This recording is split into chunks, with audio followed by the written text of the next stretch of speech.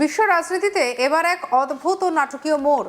একদিকে যখন মধ্যপ্রাচ্যের আকাশে কালো করে ধেয়ে আসছে যুদ্ধের মেঘ, আমেরিকার সংবাদ মাধ্যমগুলো যখন দাবি করছে যে তেহরানের এনার্জি ইনফ্রাস্ট্রাকচার বা জ্বালানি কাঠামোর ওপরে ইতিহাসের অন্যতম ভয়াবহ বিমান হামলা চালাতে চলেছে আমেরিকা এবং ইসরায়েল, ঠিক তখনই সব পরিকল্পনা হঠাৎ স্থগিত করে দেওয়ার ঘোষণা করলেন আমেরিকার প্রেসিডেন্ট ডোনাল্ড ট্রাম্প। নিজের সোশ্যাল মিডিয়া প্ল্যাটফর্ম ট্রুথ সোশ্যালে এক বিস্ফোরক পোস্ট করে ট্রাম্প জানিয়ে দিয়েছেন যে ইরানের পক্ষ থেকে যদি দ্রুত কোনো সমঝোতা বা চুক্তিতে আসা হয় তবে তা সাময়িকভাবে তেহরানের ওপরে সামরিক হামলার পরিকল্পনা বাতিল করছেন। কিন্তু প্রশ্ন হলো, যিনি কিছুদিন আগেও বুক বাজিয়ে বলতেন যে আমেরিকা দ্বিতীয় বিশ্বযুদ্ধের পর থেকে দেখা যায়নি এমন ধ্বংসাত্মক সামরিক শক্তিতে লকড অ্যান্ড লোডেড হয়ে প্রস্তুত রয়েছে, তিনি হঠাৎ এমনভাবে পিছু হটলেন কেন? খামেনেইর প্রশাসনকে কি সত্যিই ভয় পেয়ে গেলেন ডোনাল্ড ট্রাম্প, নাকি এর নেপথ্যে রয়েছে অন্য কোনো গভীর ভূ রাজনৈতিক অঙ্ক? পরিস্থিতি বোঝার জন্য একটু পিছনে ফিরে তাকাতে হবে। গত ফেব্রুয়ারি মাসের শেষের দিক থেকে আমেরিকা এবং ইসরায়েল যৌথভাবে ইরানের বিরুদ্ধে সামরিক অভিযান শুরু করেছিল। এপ্রিল মাসে মধ্যপ্রাচ্যের যুদ্ধ থামানোর জন্য সাময়িক একটি যুদ্ধবিরতি বা সিজফায়ার সমঝোতা হয়েছিল বটে, কিন্তু জুনের শুরুতে তা হুড়মুড় করে ভেঙে পড়ে। আর এরপর থেকে শুরু হয়ে যায় পাল্টাপাল্টি আক্রমণ এবং প্রতি আক্রমণে রক্তাক্ত অধ্যায়। আমেরিকান বাহিনী ইরানের বন্দরে কঠোর অবরোধ চাপায় এবং তেহরানের বিভিন্ন গুরুত্বপূর্ণ সাইটে বোমা বর্ষণ করে। অন্যদিকে ইরানও বসে থাকেনি, তারা মধ্যপ্রাচ্যের বিভিন্ন দেশে ছড়িয়ে থাকা আমেরিকার ঘাঁটিগুলির ওপরে ড্রাইভ বা মিসাইল হামলা চালায়। পাশাপাশি বিশ্ব বাণিজ্যের জন্য সবথেকে গুরুত্বপূর্ণ জ্বালানি তেল পরিবহনের রুট হরমুজ প্রণালী বা স্ট্রেইট অফ হরমুজ অবরুদ্ধ করে আন্তর্জাতিক বাণিজ্যে বিরাট ধাক্কা দেয় তেহরান। এই সংঘাতের মধ্যেই সম্প্রতি আমেরিকার বাহিনীকে লক্ষ্য করে একটি ব্যালিস্টিক মিসাইল ছোড়ার চেষ্টা চালায় ইরান।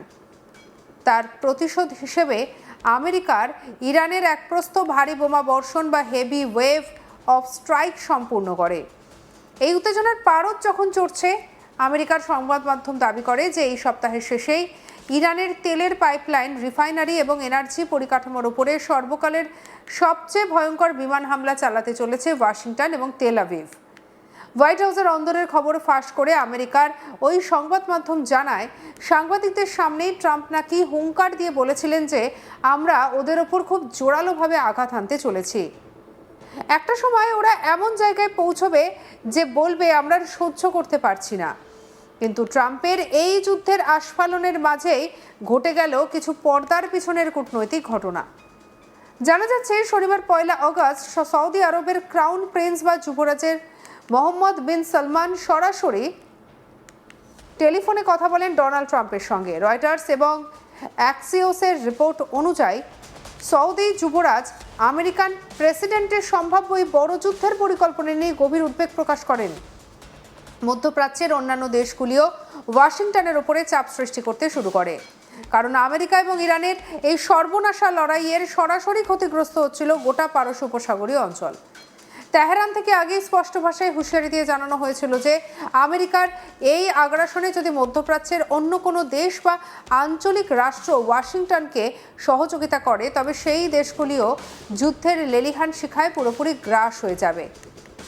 পরিস্থিতির ভয়াবহতা এতটাই তীব্র আকার ধারণ করে যে আমেরিকার সরকারের পক্ষ থেকে মধ্যপ্রাচ্যে থাকা সমস্ত আমেরিকান নাগরিকদের অবিলম্বে সতর্ক থাকার এবং যে কোনো জরুরি পরিস্থিতিতে দেশ ছাড়ার জন্য প্রস্তুত থাকার নির্দেশ জারি করা হয়।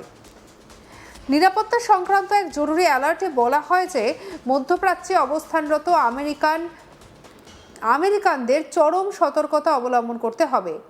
যে কোনো মুহূর্তে ফ্লাইট বাতিল করতে হবে, সাময়িকভাবে আকাশপথ বন্ধ হয়ে যেতে পারে এবং যাতায়াতের ক্ষেত্রে বড় ধরনের বিপর্যয় নেমে আসতে পারে। এই চরম উত্তেজনার আবহে ট্রুথ সোশ্যালে নিজের অবস্থান বদলের কথা ঘোষণা করেন ডোনাল্ড ট্রাম্প। তিনি দাবি করেন খোদ ইরান এবং মধ্যপ্রাচ্যের অন্যান্য দেশগুলি থেকে তাকে অনুরোধ করা হয়েছে যাতে তিনি এই মুহূর্তে কোনো সামরিক আক্রমণ না চালিয়ে পরিস্থিতি একটু ঠান্ডা বা হোল্ডে রাখেন। ট্রাম্পের দাবি অনুযায়ী একটি চুক্তির কাঠামো বা পরিমিতি ইতিমধ্যেই তৈরি হয়ে গিয়েছে। এই সম্ভাব্য চুক্তির শর্তের মধ্যে রয়েছে গুরুত্বপূর্ণ হরমুজ প্রণালী পুনরায় খুলে দেওয়া এবং ইরানের পারমাণবিক হুমকিকে চিরতরে বন্ধ করে দেওয়া। ট্রাম্পের আরও দাবি, যুদ্ধ বন্ধের এই সিদ্ধান্ত তিনি নিচ্ছেন বিশ্বের ভবিষ্যৎ কল্যাণের জন্য এবং একই সঙ্গে একটি সফল এবং সমৃদ্ধ ইরানের টিকে থাকার স্বার্থে।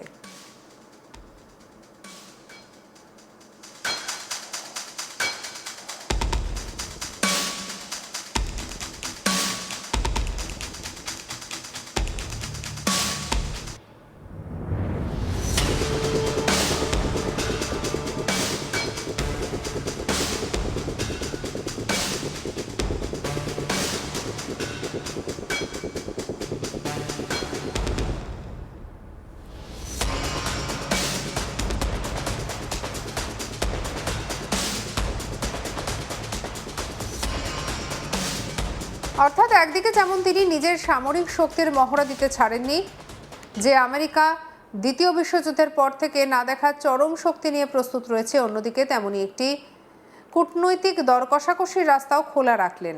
তেহরান অবশ্য ট্রাম্পের এই সর্বশেষ ঘোষণার পর তাৎক্ষণিকভাবে কোনো সরকারি প্রতিক্রিয়া জানায়নি। তাহলে কি খামেনেইকে ভয় পেয়েই ট্রাম্প পিছু হটলেন? ভূ রাজনৈতিক বিশ্লেষকদের মতে বিষয়টি সরাসরি ভয় বলা ভুল হবে, এটি আসলে এক চরম হিসাব নিকাশের রাজনীতি।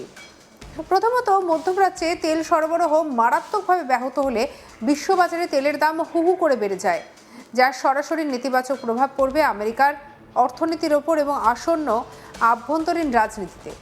দ্বিতীয়ত, সৌদি আরব সহ উপসাগরীয় মিত্র দেশগুলি যদি এই নতুন যুদ্ধের জেরে পুরোপুরি অস্থিতিশীল হয়ে পড়ে, তবে ওয়াশিংটনের দীর্ঘমেয়াদী কৌশলগত স্বার্থ বিঘ্নিত হবে। তৃতীয়ত, ইরানকে একেবারে কোণঠাসা করতে গেলে যে দীর্ঘমেয়াদী স্থল এবং আকাশযুদ্ধ বা প্রক্সি ওয়ারের মুখোমুখি হতে হবে, আমেরিকা হয়তো এই মুহূর্তে তার পূর্ণাঙ্গ রাজনৈতিক এবং অর্থনৈতিক মূল্য চোকাতে রাজি নয়। ডোনাল্ড ট্রাম্প সবসময় নিজেকে একজন ডিল মেকার বা সফল মধ্যস্থতাকারী হিসেবে তুলে ধরতে পছন্দ করেন। সামরিক শক্তির চরম হুমকি দেখিয়ে প্রতিপক্ষকে টেবিলে নিয়ে আসা এবং তারপর শর্ত সাপেক্ষে সমঝোতা করা, এটি ট্রাম্পের পুরনো কূটনীতি। খামেনেইয়ের শাসন ব্যবস্থাকে পুরোপুরি গুড়িয়ে দেওয়ার হুমকি দিয়েও শেষ মুহূর্তে তাই আলোচনার দরজা খোলা রাখলেন আমেরিকান প্রেসিডেন্ট। তবে এই সামরিক স্বস্তি স্থায়ী হবে নাকি মধ্যপ্রাচ্যের বুকে সেটি সেই আগের ঝড়ের শান্ত আবহাওয়া, তা নির্ভর করছে তেহরান এবং ওয়াশিংটনের পরবর্তী পদক্ষেপ এবং আসন্ন গোপন আলোচনার ফলাফলের উপর।